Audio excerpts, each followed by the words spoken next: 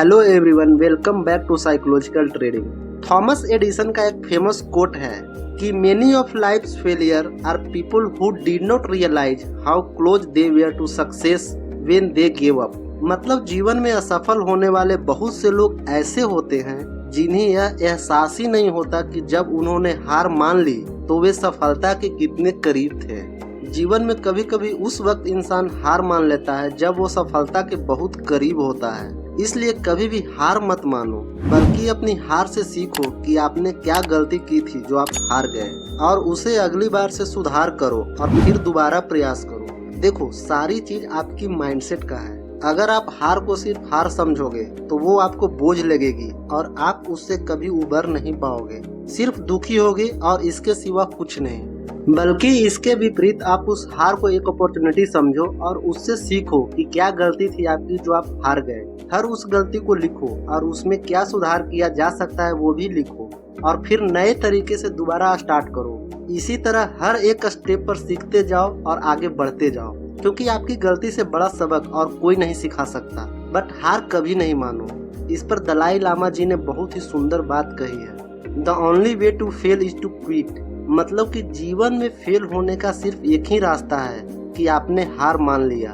तो आप भी अपना एक प्रिंसिपल बनाओ कि हार कभी नहीं मानोगे, क्योंकि आप जितनी बार भी दोबारा ट्राई करोगे आप सफलता की ओर ही बढ़ोगे।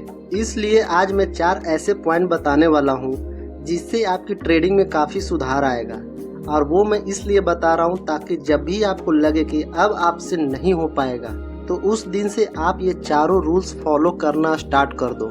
तो अब आप समझ गए होंगे कि कितना इम्पोर्टेंट 4 पॉइंट बताने वाला हूँ, और मैं वादा करता हूँ कि जितना जल्दी आप ये बात समझोगे उतना ही जल्दी आपको सक्सेस मिलेगी। ट्रेडिंग में बिना ये 4 रूल्स फॉलो किए किसी को सफलता नहीं मिली है। तो पूरा ध्यान से सुनना, मैं वीडियो स्टार्ट कर रहा हूँ। Rule number 1, focus on only one strategy.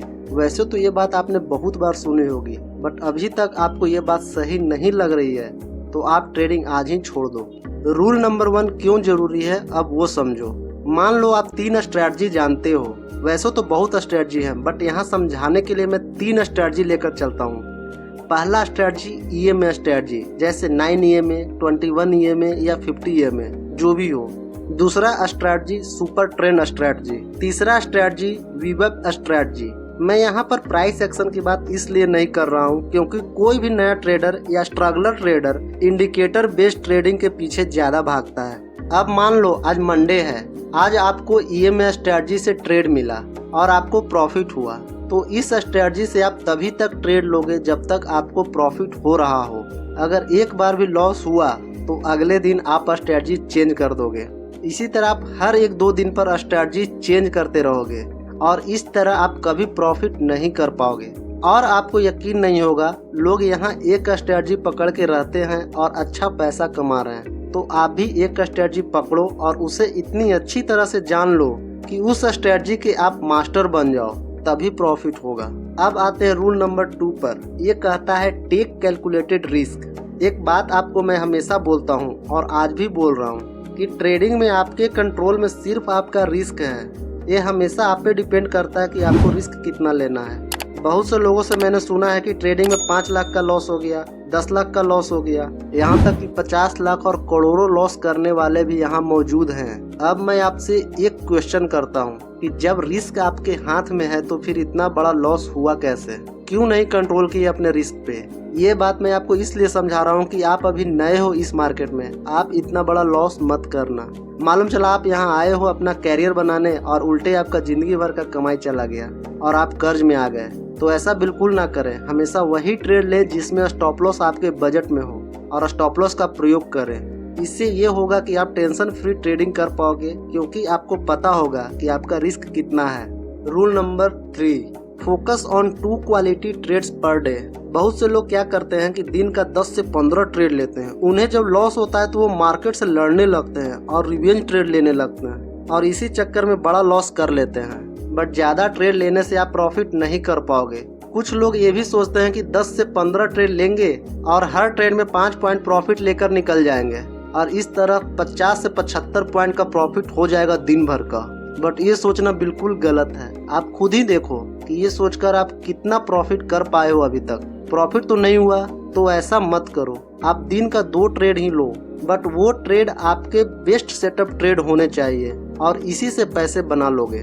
Rule number 4, note down and analyse all trade.